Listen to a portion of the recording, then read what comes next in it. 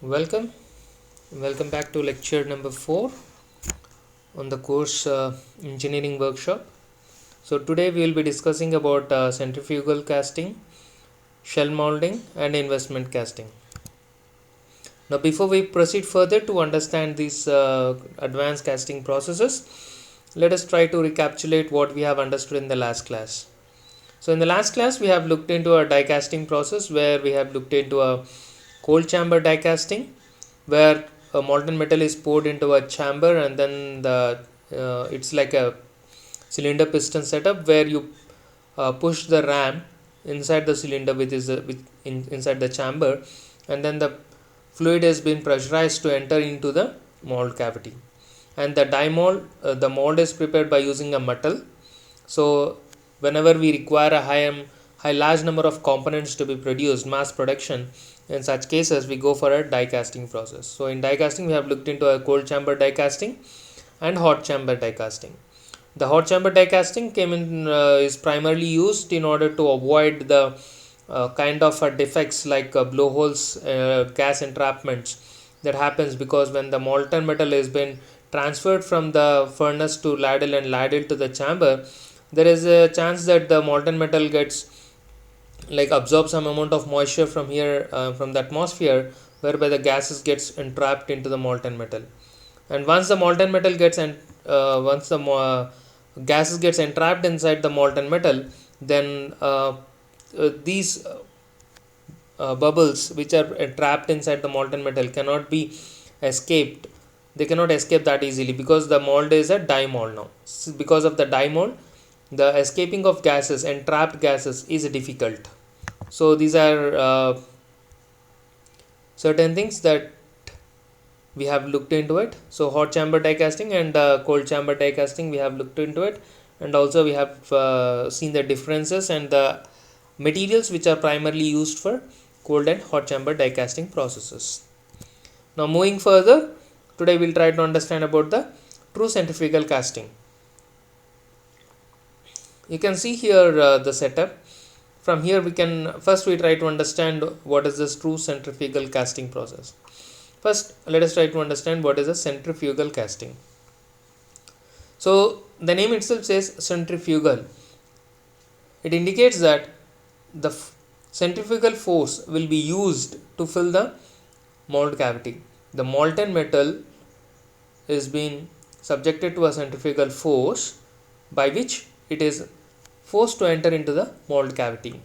In the last class we have discussed, if the molten metal enters because flows into the mold cavity because of the gravitational force, we call it as a gravity casting.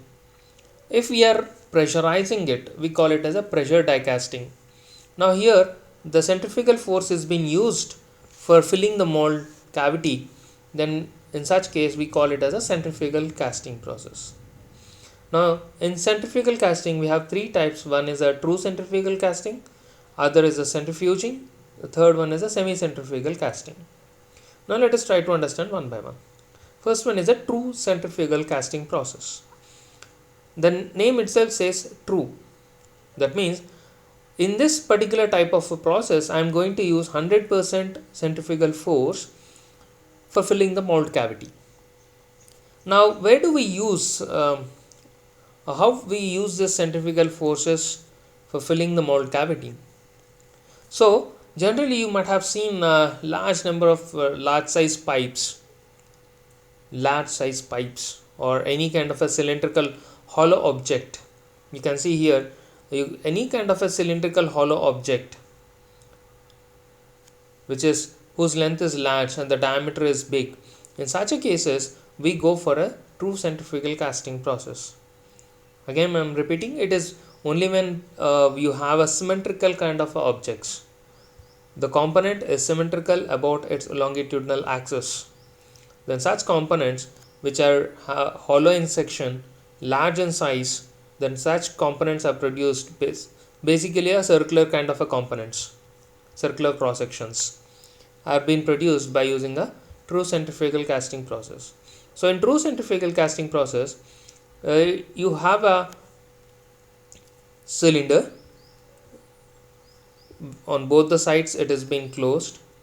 Okay, it's a hollow cylinder. Take a hollow cylinder and keep it at a certain inclined position from the base. Here you are able to just imagine, take a water bottle and keep it in a horizontal fashion, and then with respect to the horizontal axis keep it at a certain inclination. Let us say the angle is 5 to 10 degrees and 5 to 10 degrees. Then in such a case, what happens is, when you pour the molten metal from one end of the hollow cylinder, the molten metal travels to the other end. If the, let us say, the horizon like the mold, which is a cylinder, is in horizontal position, then in such a case, when you pour the molten metal from one end of the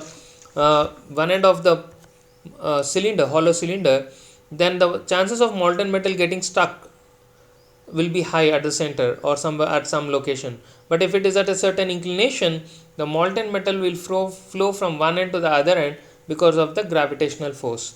So the idea in preparing components by using true centrifugal casting is, you need to have a hollow cylinder whose edges are closed at both the ends. Okay, and the molten metal is been this mold, which is hollow cylindrical mold, should be kept at a certain angle, and from one end you pour the molten metal into it.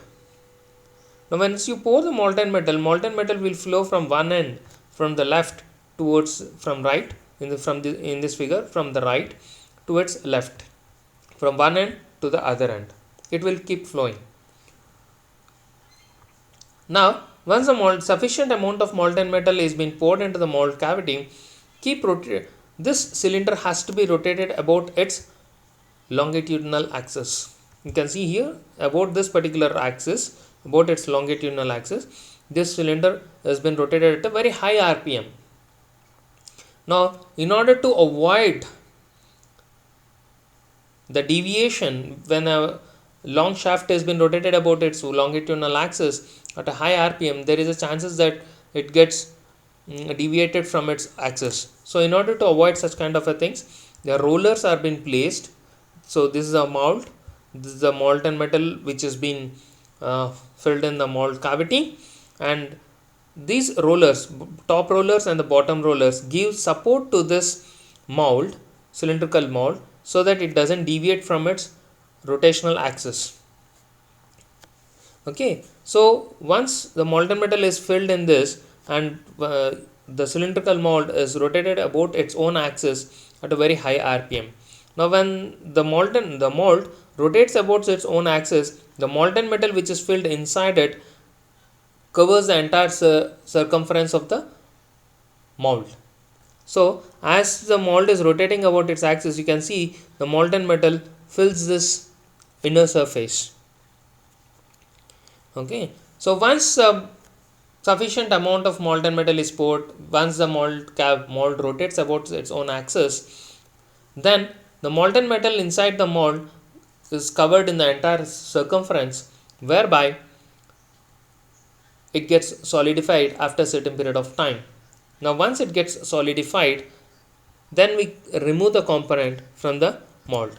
Let us just have a look at the video.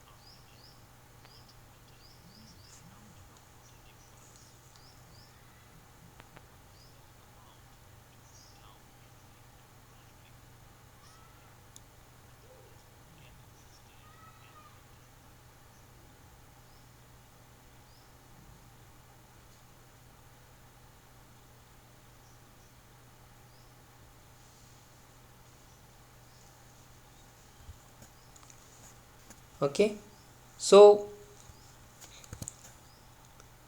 here it is very clear.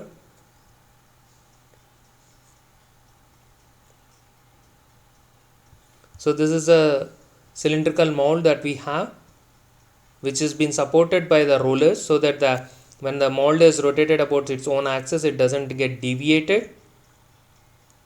The supporting rollers helps to make sure that the axis of rotation is the same when the long mold has been rotated. Now once the mold is rotated at a high RPM, molten metal is introduced into the mold.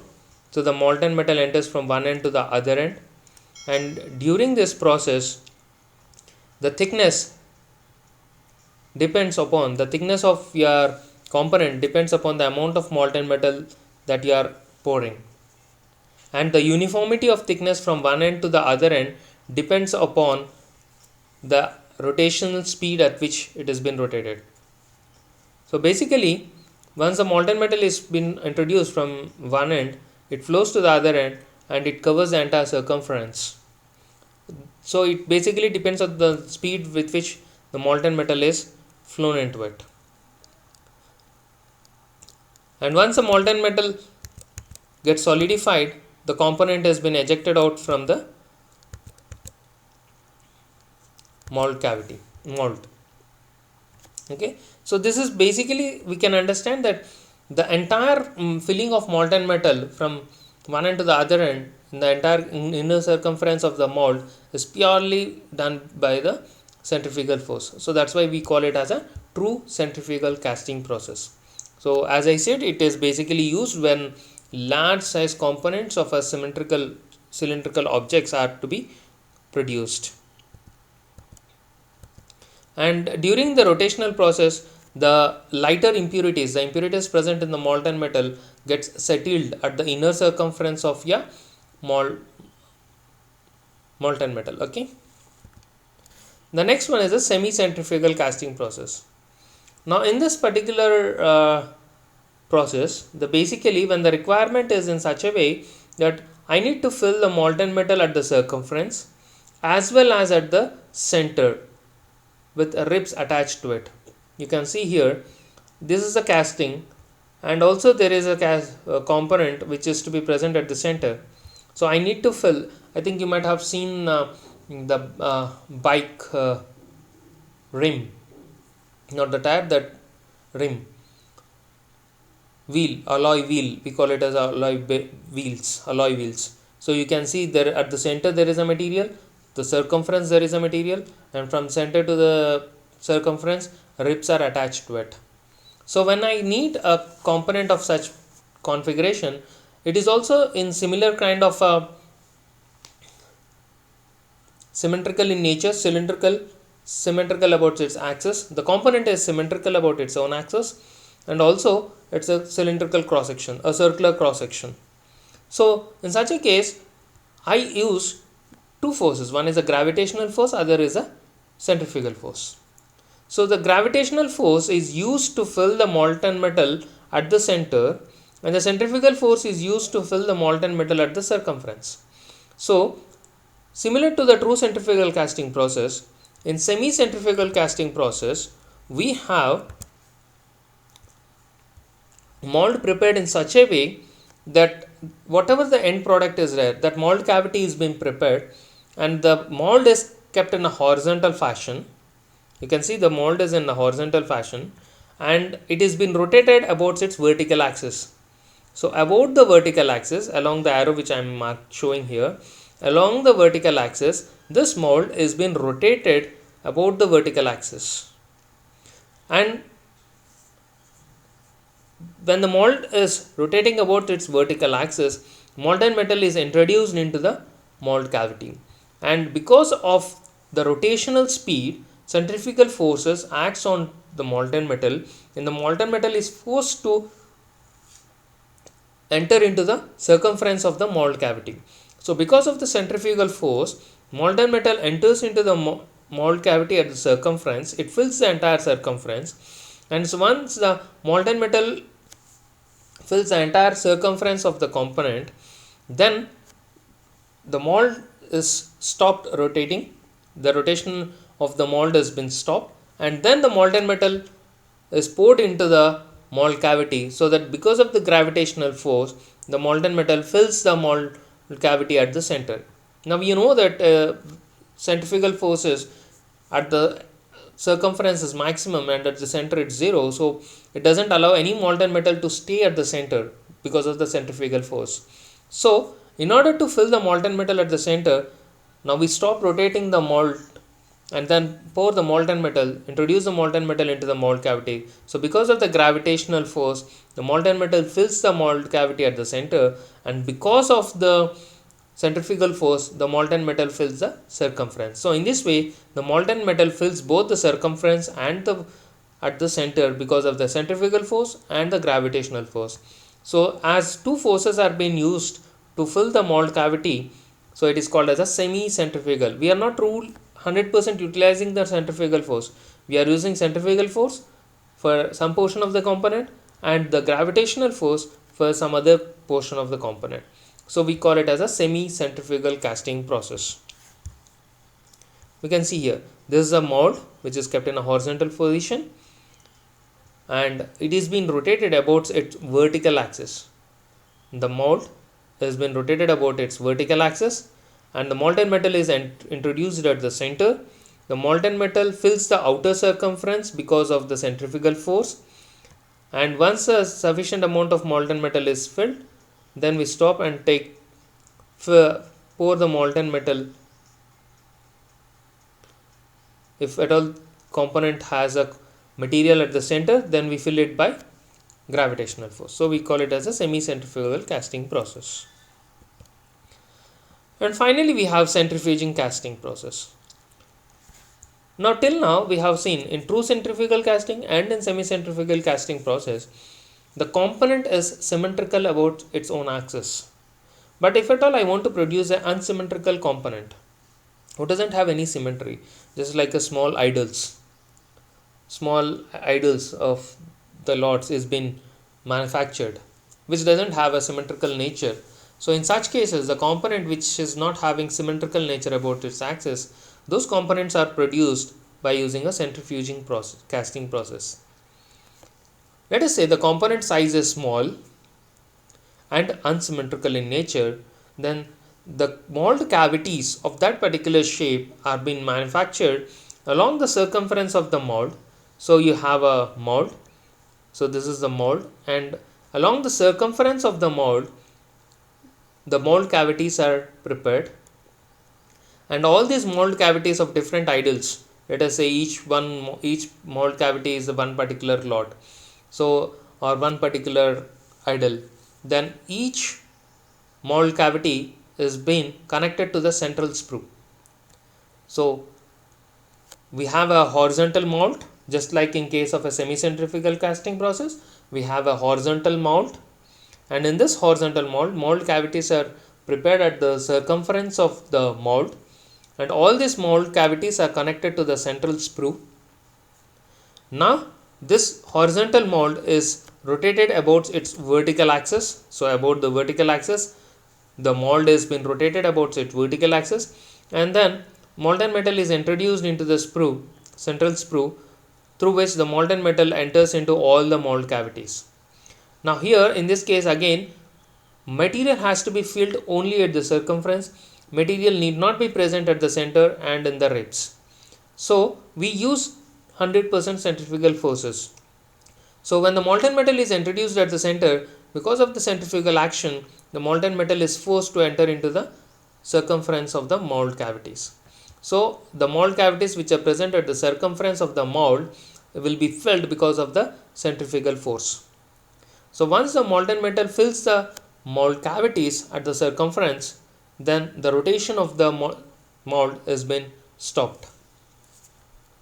So in this way we use 100% centrifugal force to fill the mold cavities at the circumference.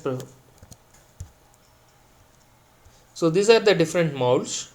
This is a horizontal mold and these are the different mold cavities which are present. Now what we do is we rotate this mold, horizontal mold, about its vertical axis, and molten metal is introduced into the central sprue. You can see this is a central sprue. This is a different mold cavities which have shapes, and then the molten metal is entered into the central sprue, and because of the centrifugal force, the molten metal fills the circumference of the mold cavities. So these are the components. The circumference components are the one which is required. And once the molten metal gets solidified, we stop rotating and then take out the component from the mold. And the central sprue, the runners will be detached from the component. So this is all about centrifuging casting. So if we compare true centrifugal and semi-centrifugal and centrifuging, in these three types of casting processes, true centrifugal and centrifuging utilizes 100% centrifugal force, but in true centrifugal it is symmetrical component which is produced, and in centrifuging it is unsymmetrical component. And the die mold, if you look at the die molds and the setup, semi-centrifugal casting and centrifuging have a similar die setup where horizontal mold is there which is rotated about its vertical axis. But in semi-centrifugal it is centrifugal force plus gravitational force, and in centrifuging it is only 100% centrifugal force. Okay, and in semi-centrifugal again it is the symmetrical components which are produced, and in centrifuging it is the unsymmetrical components which are produced. Of course, the size of the component is small. So these are the different types of centrifugal casting processes. So here we can see very clearly this distinction between different centrifugal casting processes. So when a large size cylindrical pipes are to be produced, we use a true centrifugal, and we have a wheel bases to be produced, alloy wheels, then we use a semi-centrifugal. So this is a single component. True centrifugal is also a single component, but in centrifuging it is a multiple components of different symmetrical nature. So these are the three different types of centrifugal casting processes. Now the advantages is, the advantage of a centrifugal casting process are, there are many. Most of it is like major one is equipment cost is low and low labor cost, and the amount of scrap generated when compared to the conventional sand casting process is very less. But the disadvantages is it can be produced only for cylindrical components, cylindrical parts, especially for a true centrifugal and semi-centrifugal casting process, and the size of the component would be small in case of a centrifuging process. Applications, you can see large rolls, gas and water pipes. As I said, large size pipes if we have to produce, then we go for a true centrifugal casting process. Now application wise, for each component, true centrifugal pipelines, semi-centrifugal wheels, centrifuging small idles. Now next one is the shell molding.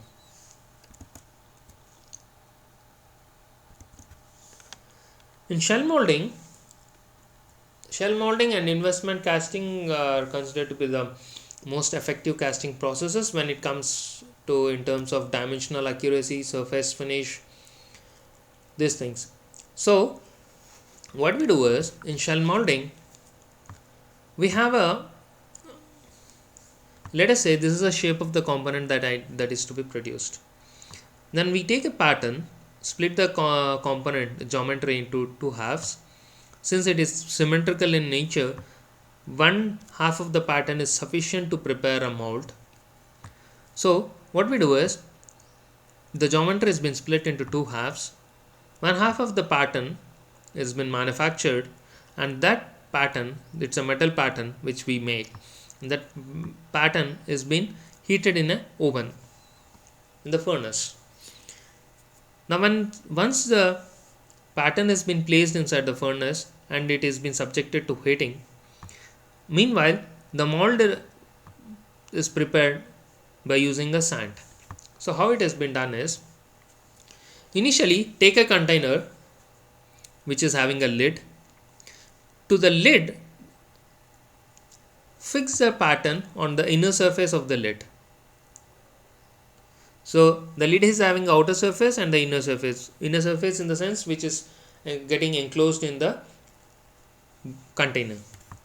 So take a lid, on the internal surface, fix the pattern to it and place this assembly of lid and the pattern inside a furnace and heat it to certain temperature so that the pattern gets heated up.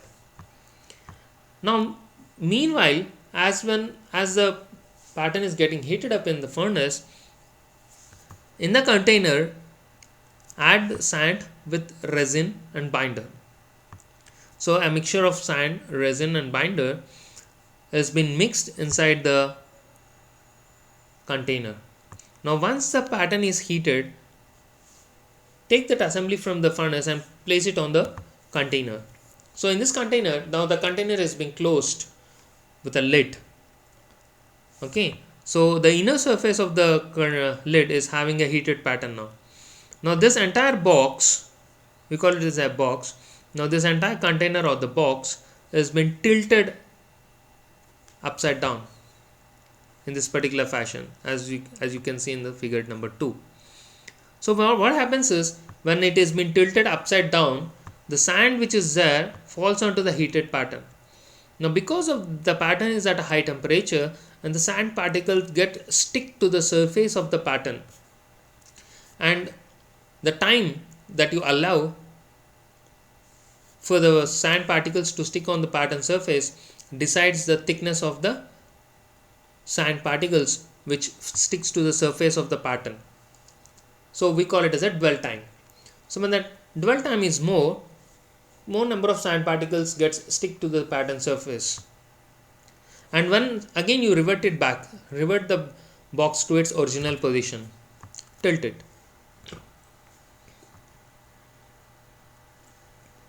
You can see here, once the box has been tilted back to its original position, the sand particles are sticking to the outer circumference of the heated pattern.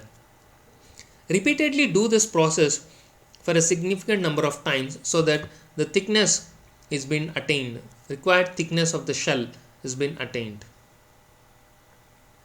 So once the required amount of thickness of the shell is been attained, then take the entire setup, the lid, the heat pattern and the sand particles which are sticking to the outer surface of the pattern. Bake it in a furnace so that the shell becomes strong. So once it is get heated in the furnace, then using the ejector pins, eject the shell out of this pattern. Now you have one half of the shell. Now repeat the same process again for making another half of the shell. So once 2 shell molds are prepared, these 2 shell molds are fixed by using a thermosetting plastic. Thermosetting plastic is used to assemble these two or fix these 2 shells. Now once these 2 shells are been fixed, you form a cavity at the center. Now this cavity is used to fill the molten metal to produce the component. Okay, so in shell molding, pattern has to be heated, and heated pattern has been placed in the container box which is having a sand with resin binder. Now once the box is tilted, the sand particles will fall onto the pattern surface and it gets stick to it. This process has to be repeatedly done till the shell thickness has been attained, and once the required shell thickness is attained, place it in a furnace so that the shell gets heated up and it gets strong enough. And once it gets strong, eject it out of the pattern and repeatedly do the process till the number of shells required has been attained. Now assemble or fix all these shells by using a thermosetting plastic, and then you form a cavity and pour the molten metal into this small cavity to get the required component. Now let us see a video. So this is a heated pattern which is being placed on top of the container. and inside this container you have a sand. Tilt it so that it gets stick to the pattern surface. Repeatedly do it till the thickness has been attained, and once the thickness has been attained, heat it in the furnace so that the shell gets heated up, and then prepare such kind of a shells and assemble together by using a thermosetting plastic, and then pour the molten metal into that mold cavity to get the required shape. So this is how shell molding has been done. These are generally used, this process is generally used for making cylinder heads or connecting rods.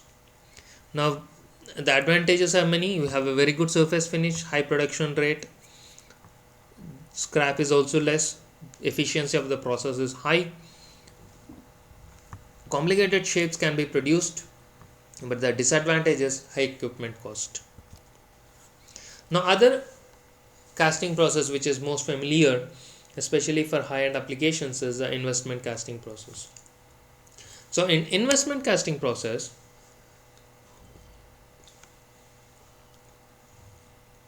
what we do is we make a pattern out of wax. So wax is the material used for preparing a pattern. Now how wax patterns are prepared is, take a die mold and fill the die mold with a wax molten, and then once the wax molten liquid molten has been solidified, we get a wax pattern, wax component. Now this wax component becomes a wax pattern for the final component.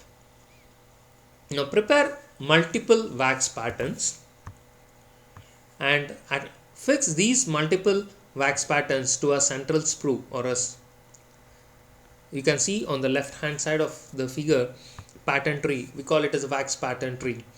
Tree means it's having a branches and stems and all fixed to it. So similarly, different wax patterns are fixed to the central sprue, and this entire setup or the tree has been dipped in a slurry. There is a ceramic slurry, liquid, semi-liquid ceramic slurry. Now this wax pattern, the wax pattern tree, is been dipped inside the ceramic slurry, and once it has been dipped onto in the ceramic slurry, the slurry gets stick to the surface of the wax pattern. Dip the wax pattern in the slurry and take it out. Some amount of slurry gets stick to the top surface. Let it dry it and again dip it. Again take it out, dry it. So repeatedly do this process. Dip it, take it out and dry it, so that certain thickness of the shell of the slurry has been attained. Now once the required amount of thickness of the slurry is sticking onto the surface of the wax pattern, heat this entire setup in a furnace. Now during that process, wax gets melted out, and once the wax gets melted out, at the simultaneously the slurry which is dried gets strengthened. So the wax gets melted during heating, wax gets melted and the shell gets hardened. So you get a mold cavity. So this during heating, this shell gets hardened and the wax gets melted out through this sprint, and it goes out through this central sprue. Now once you get a cavity, pour the molten metal into this cavity, and once the molten metal gets solidified, break the shell and take the components. So this is the way you do an investment casting. Let us see a video.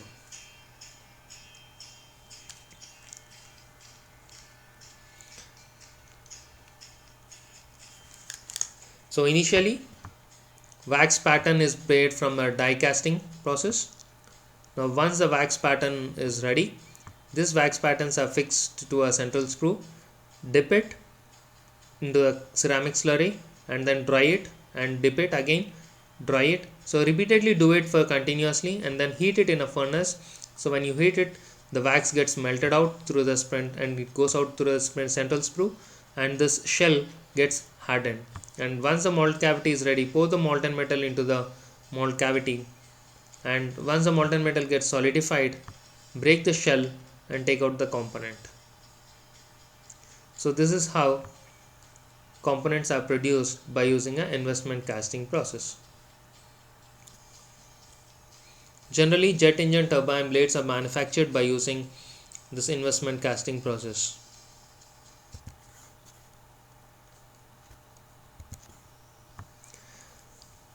So as I said, jet engine turbine blades are manufactured by investment casting process. Many advantages are there, where complex shapes with fine details can be produced. Many material options are there, high strength components, very good surface finish. The components produced by investment casting can be directly used into the application without much machining process required. So such is the surface finish that is been produced by investment casting process. Of course, the limitations or disadvantages are time consuming and high labor cost involved in it. And the applications are high end applications where turbine blades are to be manufactured, jewelry can be manufactured by using investment casting process. So in a summary, if you look at all the different casting processes that we have looked into it, sand casting, die casting, centrifugal casting, shell molding and investment casting. Apart from this, there are other casting processes which are not included in the syllabus, but these are the different casting processes, their advantages, disadvantages, and the components, applications where it is being used. So for which type of component, which type of a casting process has to be chosen so that the cost has been reduced. So this is the end of the class 4. Thank you.